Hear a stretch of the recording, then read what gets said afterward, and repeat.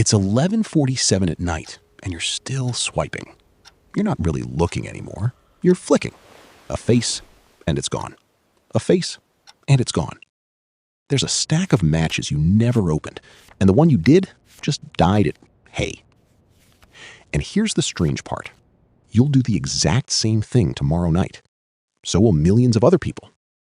Not because it works, because it's built so you can't quite stop. So before you blame your photos, your height, or your opening line, look at what you're actually holding.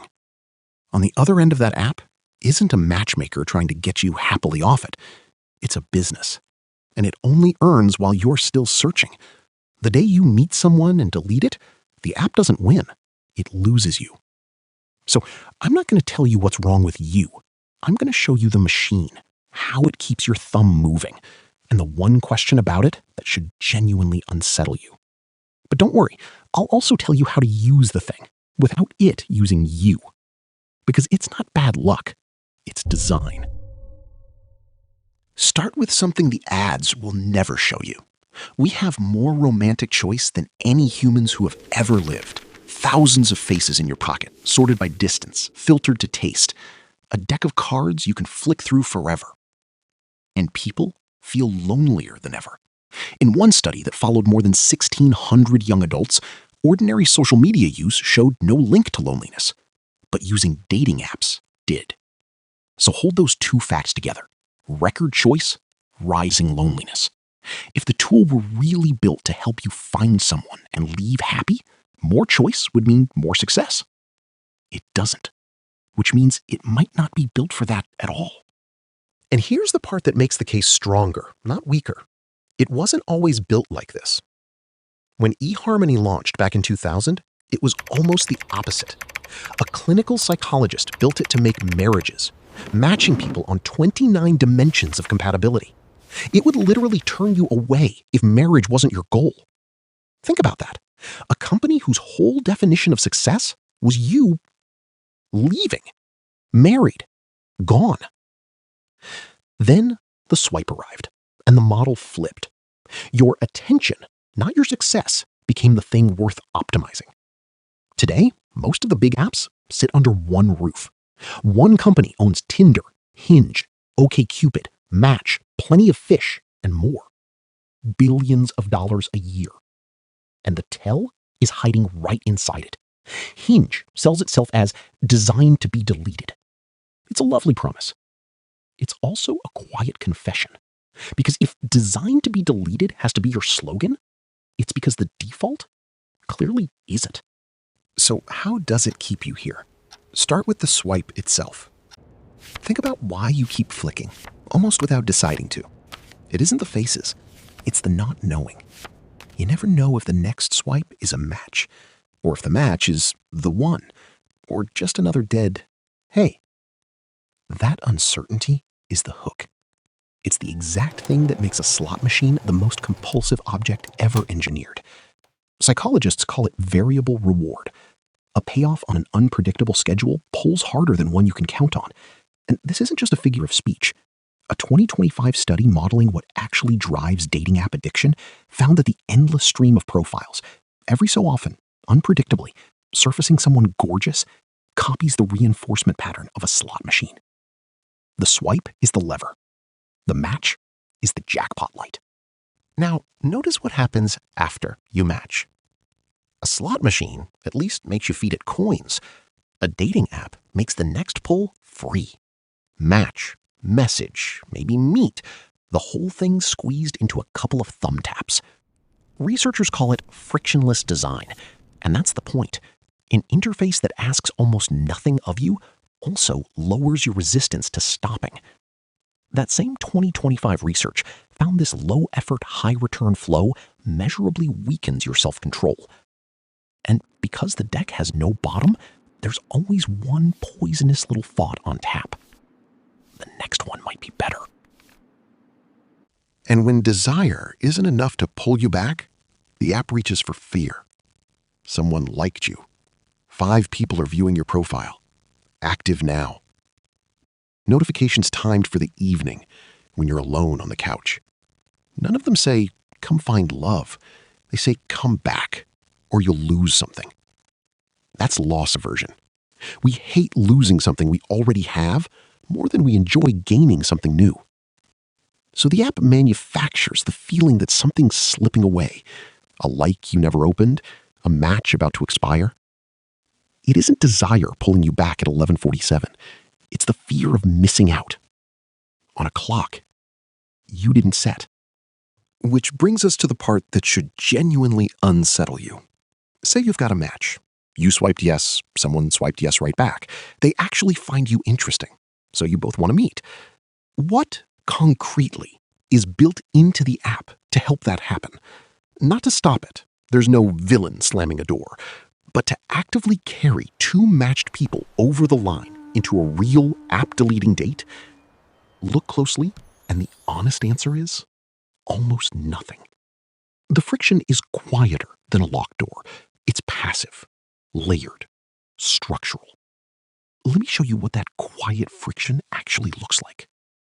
First, you're sorted for attention, not for love.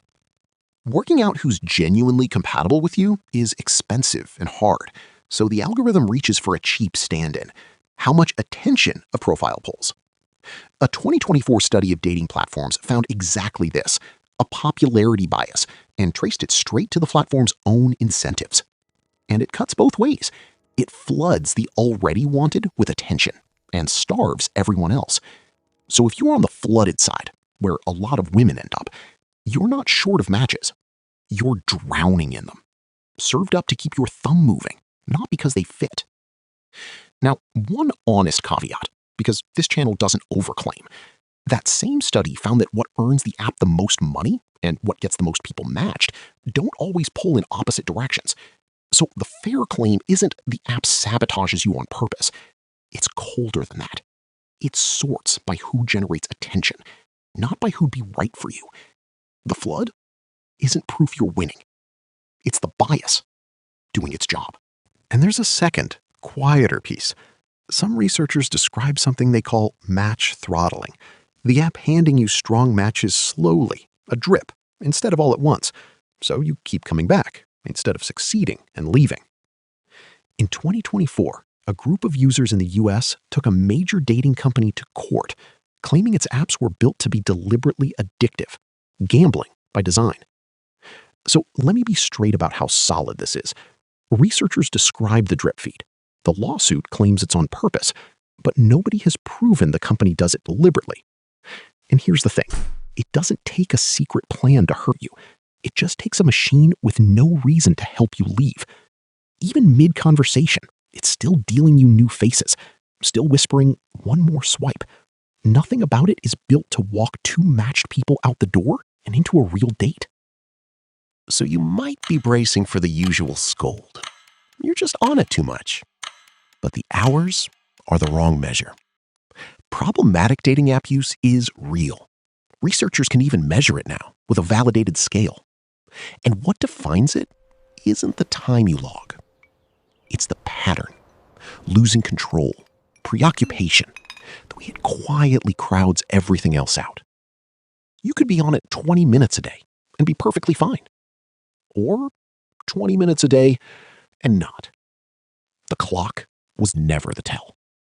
And two honest notes, because this only works if I stay straight with you. First, the machine is universal, but where you stand in it isn't. The same design pulls on everyone. The variable reward, the bottomless deck, the scheduled fear, don't care who's holding the phone. What differs is your seat. Researchers measuring compulsive use find men tend to score higher, but they trace it to the pattern these apps pull people into, not to some different brain. And many women live the opposite end, not starved for attention, but flooded and worn down by it. Same machine, different seat. Second, on loneliness, mind the direction. Using dating apps is linked to feeling lonelier, but that's an association, not a proven cause. I'm not going to dress it up as more than it is. So here's where all of this leaves you.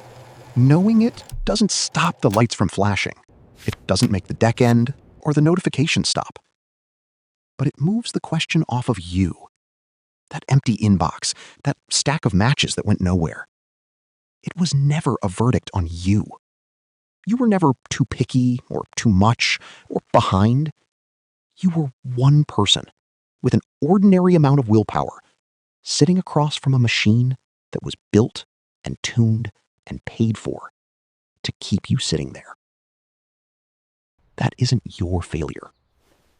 That's the design, working exactly as intended. And now, you can see it. So decide like you can see the wiring. 1, treat it like a tool, not a slot machine. Go in with a plan. Message the people you actually matched with. Move toward a real meeting fast, and then close the app. 2, kill the fear notifications. Turn them off. A like that can wait until morning was never urgent. That was the whole point.